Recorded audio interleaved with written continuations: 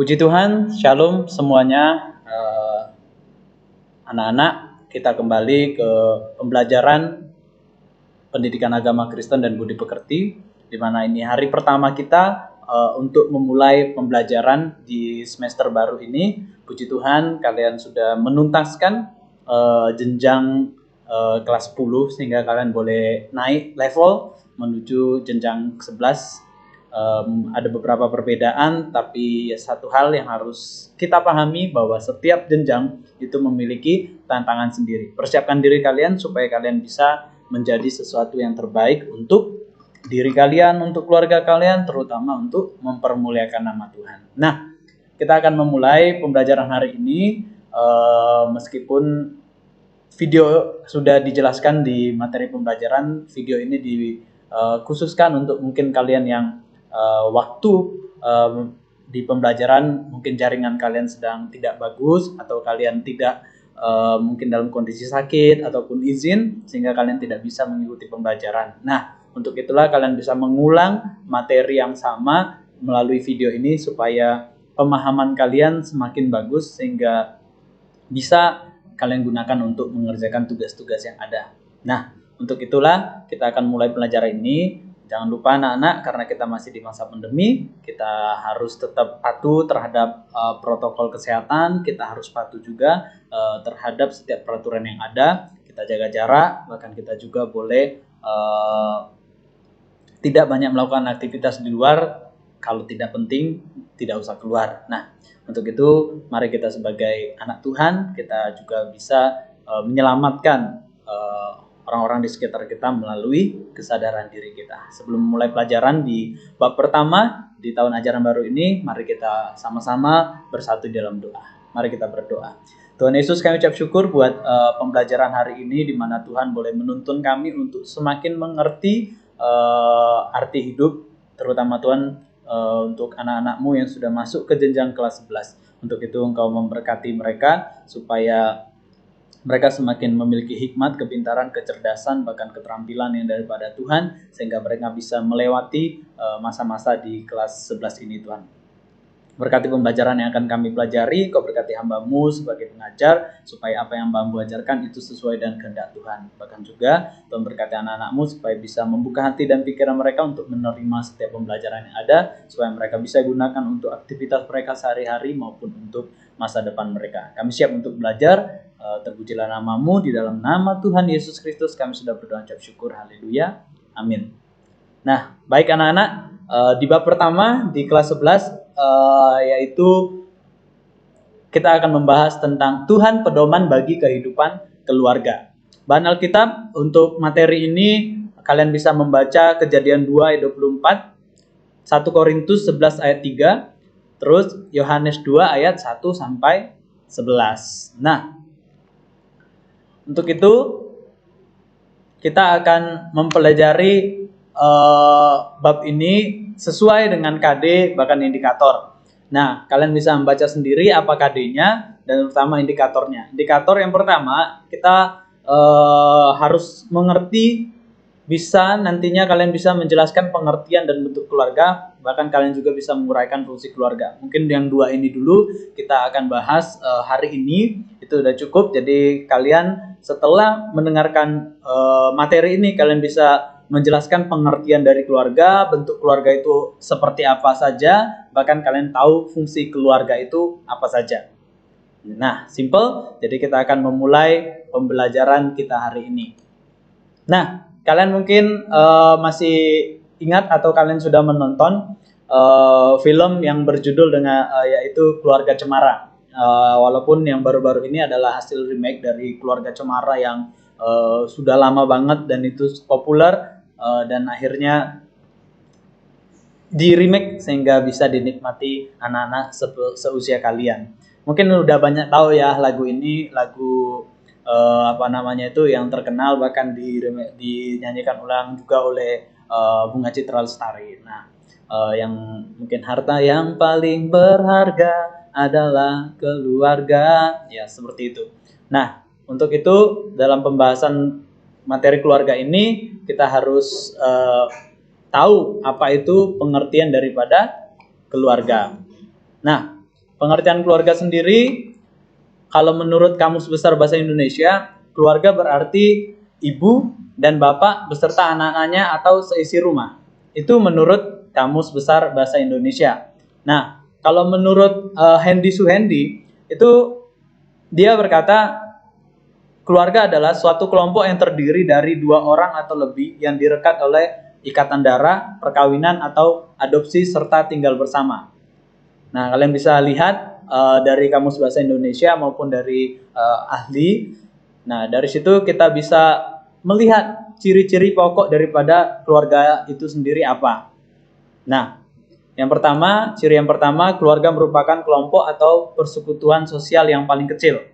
Yang kedua, keluarga terbentuk apabila ada ikatan darah perkawinan maupun adopsi. Jadi bukan hanya dari anak yang dilahirkan, tapi ketika ada anak yang diadopsi, itu pun sudah bisa dianggap sebagai keluarga. Nah, yang ketiga, ciri pokoknya yaitu keluarga merupakan suatu persekutuan yang berawal dari 2 orang yang berbeda jenis kelamin yang diikat dalam ikatan pernikahan. Nah, itu ciri pokok keluarga. Kalian bisa screenshot, kalian juga bisa baca-baca lagi supaya kalian paham tentang pengertian keluarga dan ciri pokok keluarga.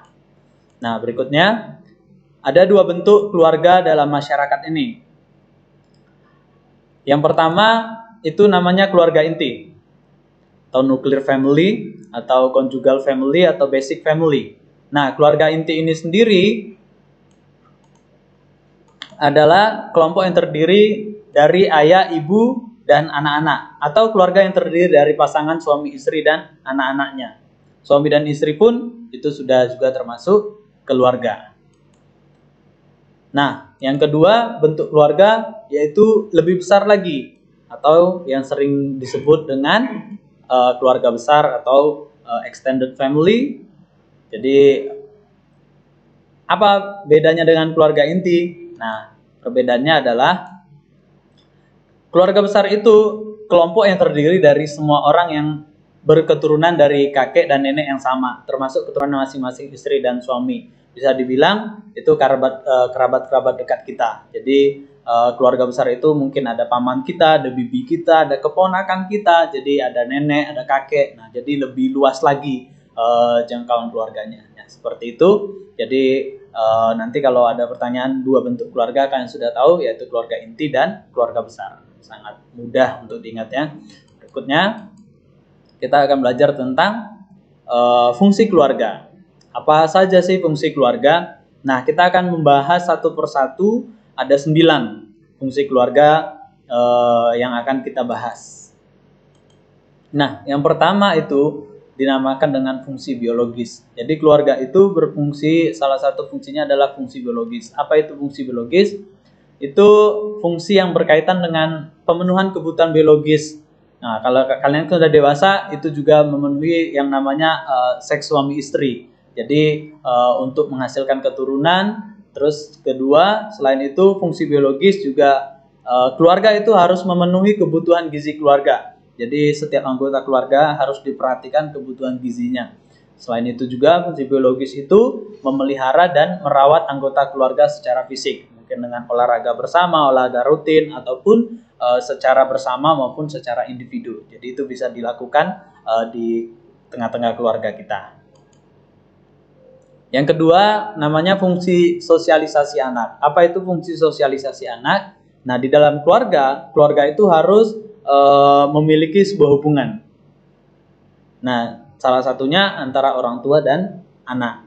Nah, fungsi sosialisasi anak itu berhubungan dengan pembentukan kepribadian anak, serta memperkenalkan pola tingkah laku, sikap, keyakinan, bahkan cita-cita dan nilai-nilai yang dianut oleh kelompok sosial dan masyarakat. Jadi ini peran dari keluarga, terutama untuk orang tua. Terlebih kalau anaknya masih kecil, maka yang membentuk kepribadian anak itu banyak dipengaruhi oleh orang tua. Jadi bagaimana orang tua sendiri bisa memperkenalkan pola tingkah laku yang baik, sikap yang baik, bahkan keyakinan yang benar seperti apa, bahkan juga bisa mengarahkan cita-cita walaupun tidak bisa memaksakan cita-cita. Tapi orang tua itu memberikan jalan, memberikan contoh melalui perkataan, melalui perbuatan maupun tingkah laku kepada anak-anaknya. Ini salah satunya fungsi daripada keluarga, yaitu untuk sosialisasi anak. Yang ketiga, itu ada yang namanya fungsi afeksi. Apa itu fungsi afeksi? Fungsi afeksi itu sendiri berhubungan dengan rasa. Misalnya rasa kasih sayang, keintiman, terus perhatian, dan rasa aman yang tercipta dalam keluarga. Jadi dalam keluarga, semua anggota keluarga, bukan hanya orang tua, bahkan setiap anggota keluarga itu harus memiliki yang namanya rasa kasih sayang antara orang tua ke anak, anak ke orang tua, suami ke istri, istri ke anak. Jadi di sini rasa kasih sayang itu harus dibangun sejak dini. Terlebih kalian, bagaimana dengan kalian sendiri anak-anak? Apakah rasa kasih sayang kalian masih ada terhadap orang tua? Apakah semakin besar atau sudah semakin menurun? Nah, seperti itu. Ada keintiman. Artinya apa? Biasanya yang namanya keintiman di dalam keluarga, kita akan lebih paham siapa keluarga kita dan kita tahu kondisi keluarga kita seperti apa. Karena apa? Kita memiliki keintiman di dalam keluarga itu. Terus ada perhatian. Jadi dalam setiap keluarga itu seharusnya ada perhatian orang tua terhadap anaknya dan juga perhatian anak terhadap orang tua. Jadi tidak satu arah, tapi harus dua arah, dari orang tua ke anak, dari anak ke orang tua. Itu akan menciptakan keluarga yang harmonis. Jadi termasuk juga rasa aman. Nah, nanti kita akan bahas juga nanti di depannya kenapa bisa anak-anak tidak merasa aman di dalam keluarganya, kenapa bisa kurang kasih sayang. Itu kita akan bahas di materi-materi berikutnya. Jadi hari ini kita hanya melihat fungsi-fungsi daripada keluarga itu sendiri. Nah, fungsi keempat namanya fungsi edukatif. Dari kalimat edukatif atau kata edukatif kalian sudah bisa menerka ya fungsi seperti apa. Nah, fungsi edukatif itu pasti berkaitan dengan pendidikan. Nah, pendidikan yang sesuai dengan tingkat perkembangan seorang anak. Nah, kalau kalian sedang mendengarkan dan sedang belajar hari ini, bahkan kalian bersekolah di SMA Negeri 13, artinya keluarga kalian memiliki fungsi edukatif karena orang tua kalian memberikan kepercayaan supaya kalian bisa menerima pengetahuan, menerima pembelajaran, menerima ilmu di SMA Negeri 13 ini. Artinya orang tuamu sudah melakukan yang namanya fungsi edukatif. Nah, jadi kalau ada orang tua yang tidak menyekolahkan anaknya, itu artinya keluarga itu belum memiliki fungsi edukatif. Jadi gampang ya, bukan hanya pengetahuan tapi juga keterampilan, bahkan minat bakat dari seorang anak, orang tua harus tahu dan bisa mengarahkan ke arah mana. Walaupun kadangkala kita bertentangan dengan apa yang dimau orang tua. Tapi sekali lagi keluarga itu adalah keluarga yang terbuka, yang bisa saling bercerita, yang bisa saling mengeluarkan pendapat sehingga ada diskusi, sehingga menghasilkan tujuan-tujuan yang lebih baik lagi, terutama untuk kalian yang sudah SMA ini. Nah, anak-anak, yang kelima ada fungsi religius. Nah, dengan kata religius kalian sudah paham, pasti berkaitan dengan keyakinan, dengan agama. Jadi di dalam keluarga kita harus bisa yang namanya menjelaskan apa itu iman. Nah, seperti itu. Terutama kita yang di dalam kehidupan kekristenan, bagaimana orang tuamu mungkin dari sejak dini kalian sudah diajak ke sekolah minggu, terus sekarang beranjak kemarin SD kalian sudah tetap sekolah minggu, bahkan mungkin SMP kemarin sudah masuk ke remaja, ibadah remaja, bahkan mungkin sekarang kalian sudah masuk ke ibadah pemuda, dan mungkin nanti juga kalian akan masuk ke ibadah umum, dan itu diperhatikan oleh keluarga kita. Nah, jadi fungsi religius itu adalah fungsi di mana setiap keluarga boleh mengenal Tuhan lebih dalam lagi, sehingga setiap keluarga itu memiliki hubungan yang intim dengan Tuhan. Nah, berikutnya namanya fungsi protektif. Apa itu fungsi protektif? Ini fungsi yang mendorong supaya seluruh keluarga, anggota keluarga menjadi insan-insan agama yang saling menjaga. Nah, jadi harus protektif ya. Jadi antar keluarga itu harus saling menjaga.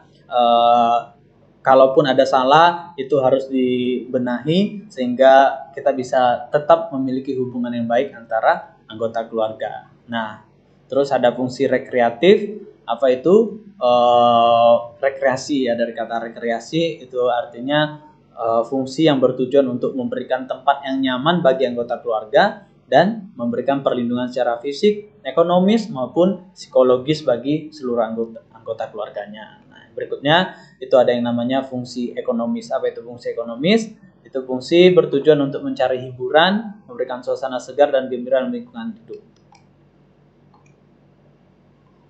Nah, sekarang fungsi status sosial, keluarga akan mewariskan kedudukannya kepada anak-anaknya karena kelahiran anggota keluarga itu biasanya dihubungkan dengan sistem status ini. Nah, di Indonesia sendiri setiap regenerasi itu membuktikan bahwa status sosial keluarga itu tetap ada. Nah, makanya setiap orang tua mengharapkan anaknya menjadi anak yang baik, anak yang sukses, anak yang berhasil. Karena ketika anaknya berhasil atau keturunannya berhasil, maka status sosialnya akan menjadi lebih baik lagi. Nah, itu fungsi keluarga ada 9, jadi kalian bisa pelajari, bisa kalian ingat-ingat kembali anak-anak fungsi-fungsi keluarga ini. Nah, berikutnya bagaimana dengan keluarga Kristen sendiri?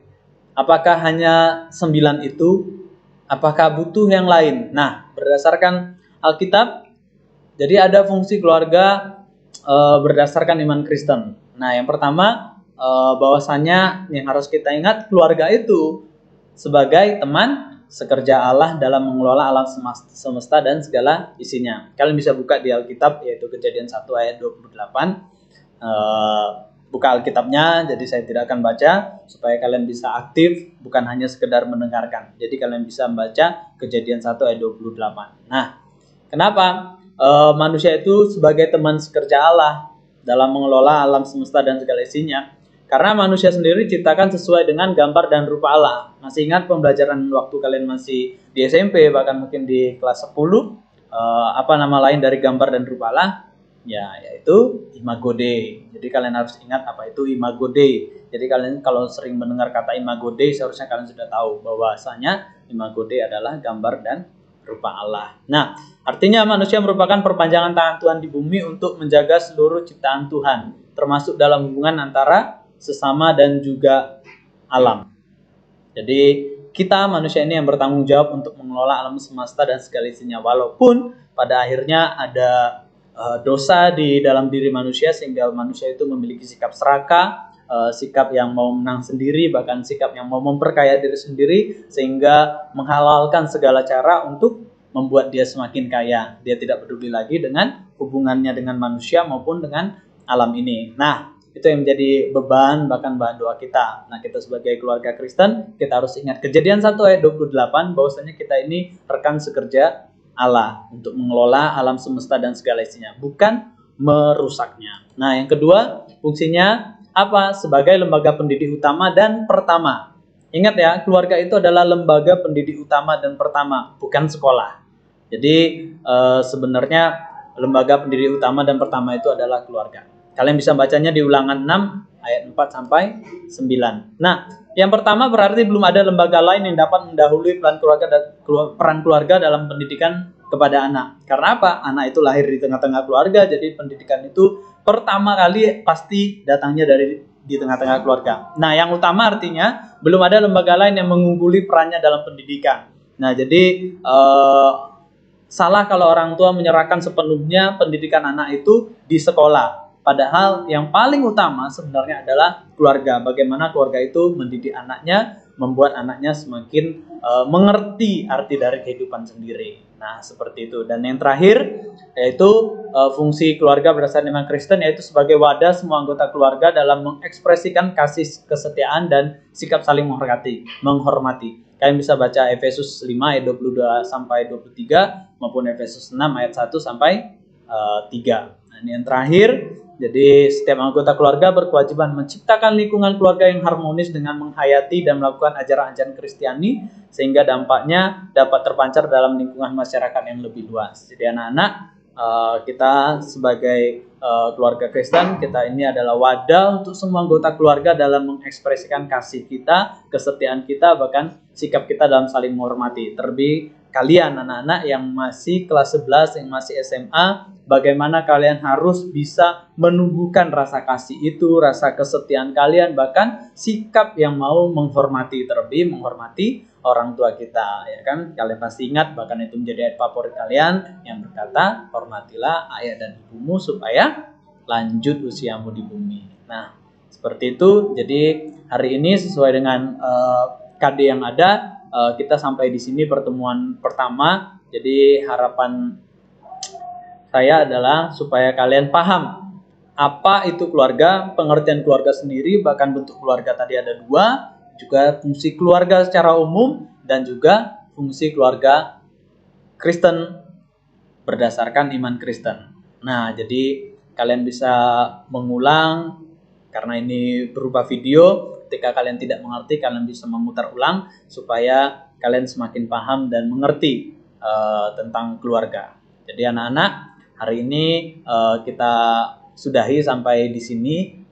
Untuk itu tetap belajar dengan semangat, tetap melakukan hal yang terbaik dalam hidup kalian, dan juga jangan lupa untuk tetap menjalankan protokol kesehatan. Jangan lupa cuci tangan, jangan berpergian kalau tidak penting, bahkan selalu gunakan masker, dan juga jaga jarak antara satu yang lain. Kita bisa menjadi orang baik meskipun keadaan kita tidak baik. Jadi untuk itu kita akhiri pembelajaran hari ini, kita tutup dengan doa. Mari ambil sikap doa yang benar, kita berdoa.